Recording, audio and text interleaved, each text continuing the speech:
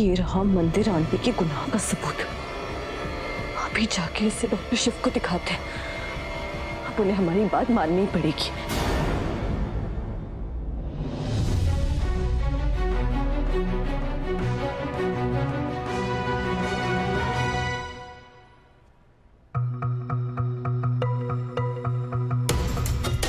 अब सुनिए, आपने डॉक्टर शिव को कहीं देखा क्या? जी मैडम, सर तो घर चले गए। घर चले गए? हमें जल्द से जल्द घर जाना होगा और डॉक्टर शिव को एक गोली दिखानी होगी।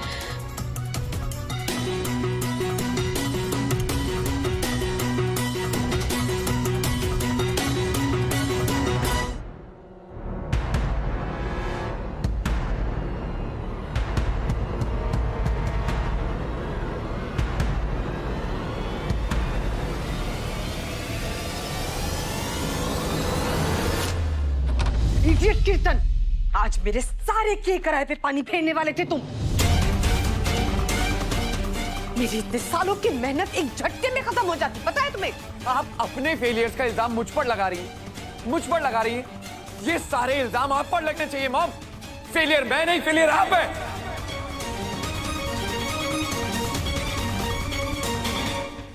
और आप मेरे सामने तो ना प्लीज नाटक करना ही मत, क्योंकि आपने जितनी भी चालें चली हैं, जितने भी पैतरे खेले हैं ना घर में, वो सब देखा है मैंने, सारे फेल हुए हैं। गौरी को मरवाने में आपका हाथ था ना। कीर्तन कोई सुन लेगा धीरे। सुनने दो मॉम, मुझे फर्क नहीं पड़ता है। आई डोंट केयर, जिसको सुनना है सुन ले। आपने मुझसे कहा था कि शिव की पहली पत्नी और कार्तिक की मां गौरी के मर जाने के बाद सब कुछ हमारा होगा। हुआ? नहीं हुआ। हुआ तो बस इतना कि शिव के एक दो पुर्जे हिल गए, उसका स्क्रू ढीला हो गया। और इतने सालों से जो आप उसे दवाइयां दे रही हैं, उसका क्या फायदा हुआ? बस इतना ही कि कभी कभी उसको दौरे पड़ते हैं, कभी कभी उसकी तबीयत खराब हो जाती है, बस। उसके करियर पे कोई फर्क नहीं पड़ा है मॉम, सब कुछ ठीक है। ऑपरेशन करते वक्त उसके हाथ जरूर कांपते हैं, लेकिन आज भी वो इस हॉस्पिटल का हेड है। जितना कुछ आप कर सकती थी ना, आपने सब किया, लेकिन सब कुछ फेल हुआ।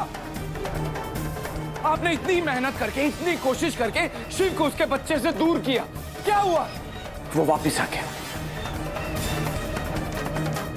आपने शिव को उसके बच्चे के अगेंस्ट किया, क्या हुआ? वो आज भी अपने बच्चे के खिलाफ एक शब्द भी नहीं बोलता है। आपने सारे घर वालों को गौरी से नफरत करवाई, गौरी को मरवाया और उसकी मौत का इल्जाम शिव पर लगवाया, क्या हुआ? शिव आज भी शक्ति के दम पर उछलता रहता है मॉम। वो अकेला इकलौता वारिस है हमारे घर का, हमारी प्रॉपर्टीज का। और मैं क्या हूं? क्या हूं मैं? इस हॉस्पिटल में काम करने वाला एक मामूली सा डॉक्टर हूं मैं। ओह, भूल गया, आई एम सॉरी।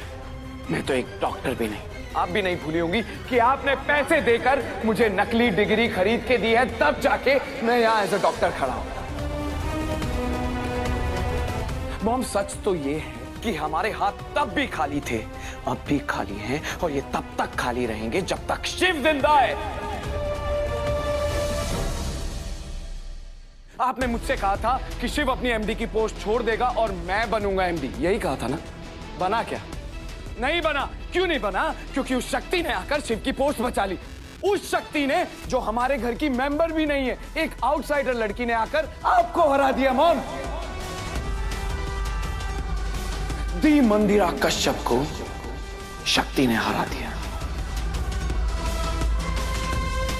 और जब इतने में आपका मन नहीं भरा ना, उसके बाद में आपने मेरी लाइफ से खेलना स्टार्ट कर दिया। आपने मुझे कहा कि रिमझिम से शादी कर लो, लेकिन मॉम, मैंने आपको क्लियरली बोला था, साफ साफ मना किया था कि मैं रिमझिम से प्यार नहीं करता हूं, शक्ति से प्यार करता हूं।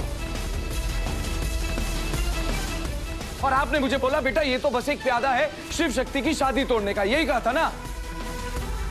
यही बोला था आपने मुझे। टूटी शादी? नहीं टूटी। इनफैक्ट वो आज हमारे घर में एक ही छत के नीचे दोनों साथ में रहते हैं, हम सबके सामने रोमांस करते हैं और हम बस देखते रह जाते हैं। मेरी शक्ति, मेरी जान, जिससे मैं इतना प्यार करता था मॉम, वो उस पागल शिव को किस करने का एक मौका भी नहीं छोड़ती है। और मुझे ये सब कुछ अपनी आंखों से देखना पड़ता है। कभी आपने सोचा आपके बच्चे पर क्या बीतती, कैसा फील होता होगा मुझे? ये था आपका प्लान, ये थी आपकी सालों की मेहनत, और आप मुझे फेलियर बोल रही हैं। अरे आप मुझे फेलियर बोल कैसे सकती है मॉम? फेलियर मैं नहीं हूं मॉम, फेलियर आप है, आप। और फेलियर तो ना बहुत छोटा सा शब्द है, आप तो बेवकूफ है, बेवकूफ।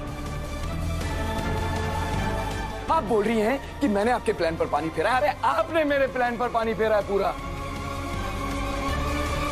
अरे मुझे तो समझ नहीं आता मॉम, आप ये बार बार इनडायरेक्ट अटैक्स क्यों करवाती हैं शिव पे? एक ही बार में डायरेक्ट अटैक कराइए, शिव को मरवाइए, बात खत्म, शिव की कहानी का दी एंड, खत्म। बेवकूफ! अगर शिव मर गया ना तो हम सब खत्म हो जाएंगे। बताइए क्यों? मुझे नहीं समझ आ रहा है कि आप शिव को बार बार क्यों बचा रही हैं मॉम। ऐसा क्या है जिसमें हमारा फायदा है शिव के साथ? ऐसा क्या वो हमें दे सकता है? सब कुछ कीर्तन,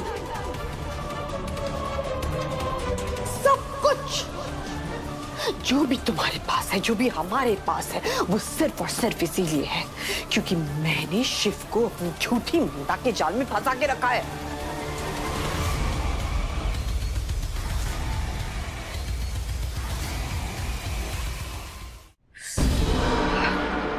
तुम जानना चाहते हो ना कि मैं शिव को क्यों नहीं मारती?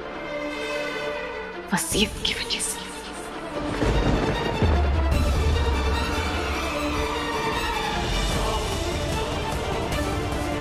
वसीयत? हाँ, तुम्हारे परम पूजनीय मनहूस दादाजी थे ना, उन्होंने जब अपनी वसीयत बनाई तो उसमें अपना सारा कारोबार, सारी प्रॉपर्टी, सब कुछ उन्होंने शिव के नाम पे कर दिया। और पता है जब शिव मरेगा तो ये सब कुछ किसे मिलेगा? ऑफ कोर्स मुझे। नहीं, शिव की पत्नी को।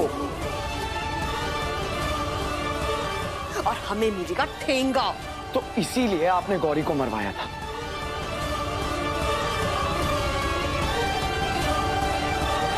बोलिए ना मॉम, चुप क्यों है? इसीलिए आपने गौरी को मरवाया था? हाँ हाँ हाँ हाँ हाँ हाँ हाँ हाँ।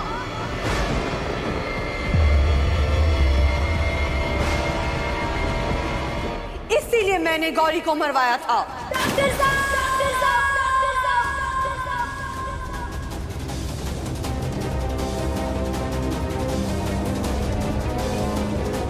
मुझे लगा था वो दो गौरी की सोशल सर्विस करने वाली के मौत के बाद शिव की दिमागी हालत खराब हो जाएगी, और हुआ भी। पर धीरे धीरे वो ठीक होने लगा। फिर उसे सदमा देने के लिए मैंने गौरी की मौत के जिम्मेदार गायत्री को ठहरा दिया। इस घर में किसी एक ने अपराध किया था, सजा पूरा परिवार भुगत रहा है। और फिर उसे और सदमा देने के लिए उसी के बाप को उसके खिलाफ कर दिया। बस।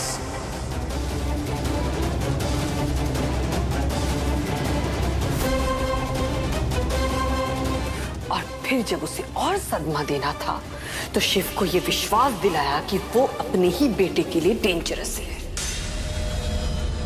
सुनाई नहीं देता क्या तुम्हें? नहीं देता क्या तुम्हें? नहीं देता क्या? तबीयत ठीक नहीं है मेरी, ठीक नहीं है मेरी, ठीक नहीं है मेरी।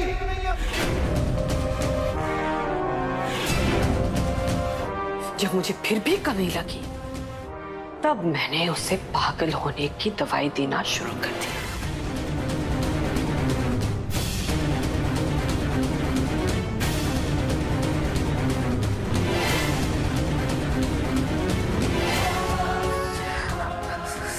ताकि उसकी दिमागी हालत खराब हो जाए और मजबूरन ये सारी प्रॉपर्टी, सारा बिजनेस, हॉस्पिटल, सब कुछ तुम्हें मिले। बेवकूफ तुम्हें।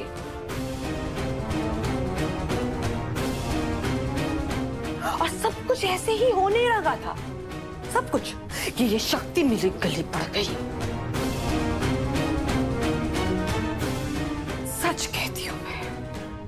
अगर ये वसीयत नहीं होती ना तो ये गुंडा क्या, मैं कब का खुद शिव को शूट कर देती।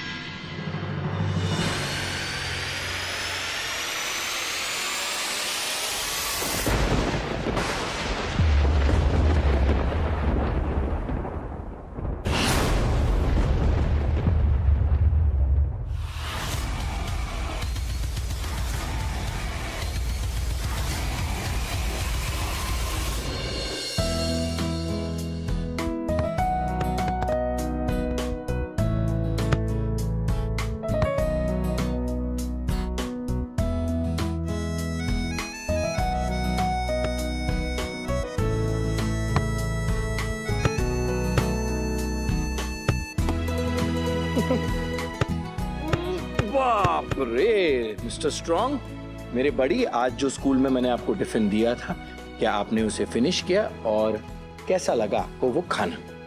मुझे तो बस एक ही बाइट मिला, बाकी सारे फ्रेंड्स ने सब कुछ खा लिया, पर जिसने भी खाया ना सबको सुपर डुपर लगा। सुपर डुपर लगा? और तुमने क्या खाया? मैंने ना कैंटीन से सैंडविच खाया और हेल्दी वाला। अच्छा, तो अब मैं ये करूंगा कि कल से है ना मैं आपको 2 टिफिन दूंगा, हेल्दी वाला, एक अपने फ्रेंड्स के लिए और एक तुम्हारे लिए, लेकिन तुम्हारा वाला तुम अपने फ्रेंड्स को नहीं दे सकते, ठीक है? ओके पापा, you are the best papa in the world. Okay. Football खेलोगे मेरे साथ? फुटबॉल? Are you sure? देखियो मैं तो बहुत अच्छा प्लेयर हूँ, बाईचुंग का फैन हूँ, ऐसे ऐसे गोल मारता हूँ ना कि बॉल के साथ साथ गोलकीपर भी उड़ जाता है। अच्छा, मैं भी छेत्री का फैन हूँ, ऐसे गोल मारता हूँ ना गोलकीपर के साथ गोल पोस्ट भी उड़ जाता है। तो हो जाए? हो जाए। तो तैयार रहना, मैं चेंज करके आता हूँ, तब तक तुम थोड़ी प्रैक्टिस करो। पापा कम सून। खेलो। लाइफ भी कितने हैप्पी सरप्राइजेस देती है ना। मैंने कभी सोचा नहीं था कि मैं अपने बेटे के साथ ऐसा रिश्ता बना पाऊंगा। शक्ति, तुम 99% भली ही गलतियां करती हो, लेकिन कार्तिक को घर वापस लाकर जो तुमने मुझे इतना बड़ा गिफ्ट दिया है ना, तुम्हारी सारी गलतियां माफ कर देता हूं। कार्तिक के साथ जो मेरा अधूरा रिश्ता था वो तुमने पूरा किया।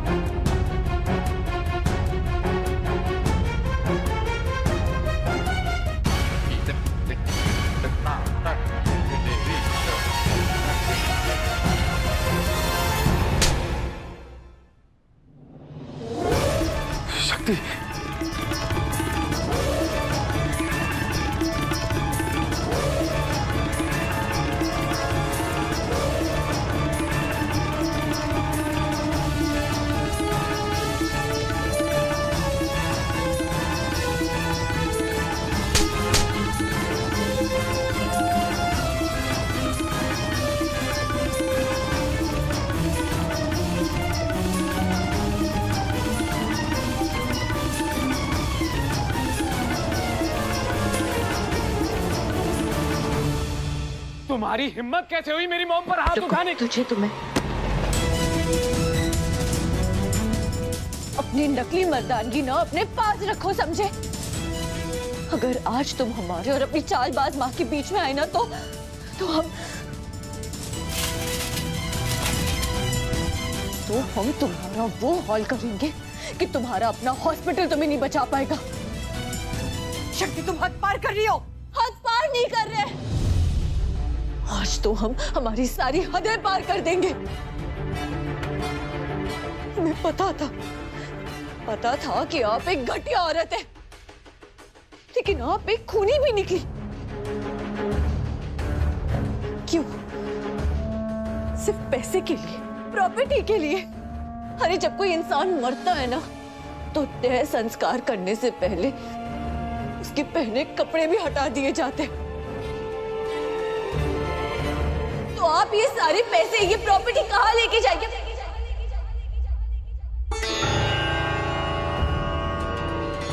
तुम कुछ साबित नहीं कर पाओगी, कोई तुम्हारी बात नहीं मानेगा। साबित करने की जरूरत क्या है? अभी के अभी यहीं पे निपटा देते हैं ना आपको, मार देते हैं आपको। उसके बाद जाके सबको बोल देंगे, बहाना बना देंगे कि आपने आत्महत्या कर ली।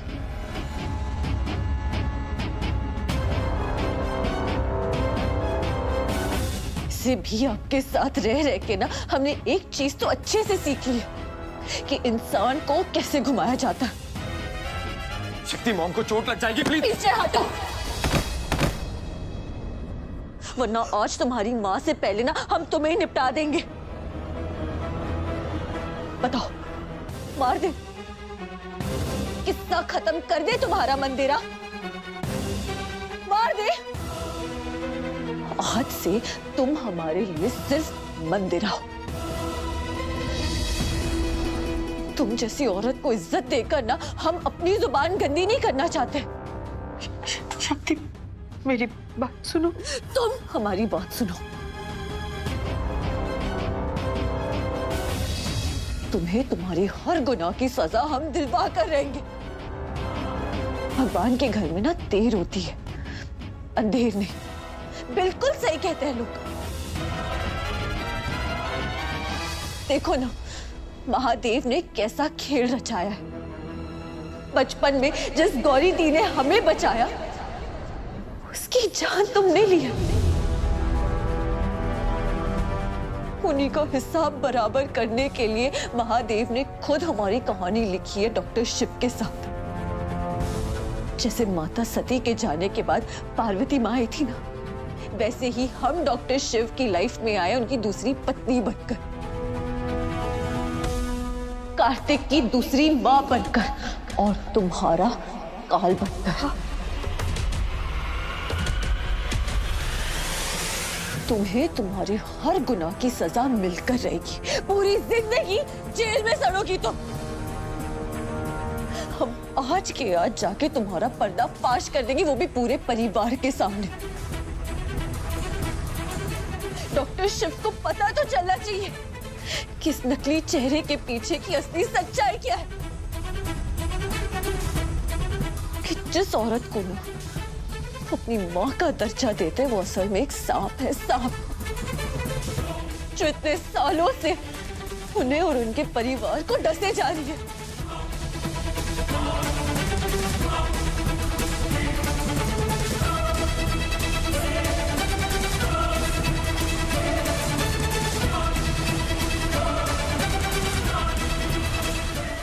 चलो,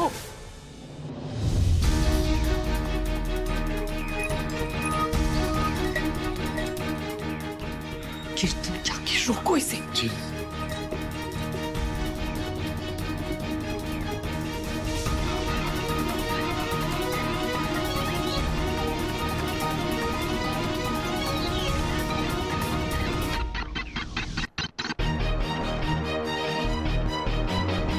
कीर्तन रोको उसे, कीर्तन रोको उसे।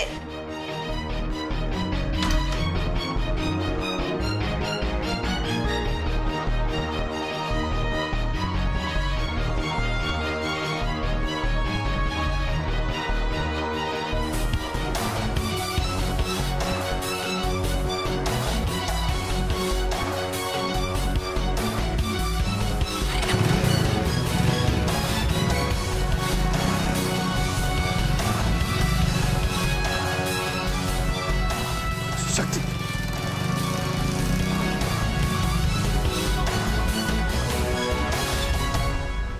कीर्तन रोको उससे।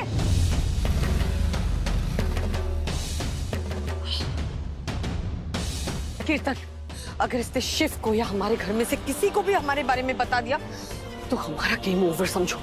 कैसे भी इसे रोकना होगा। अरे मॉम, लेकिन कैसे रोकूं? आपने आपने देखा ना, वो हवा से भी तेज निकल गई। कैसे रुकूं?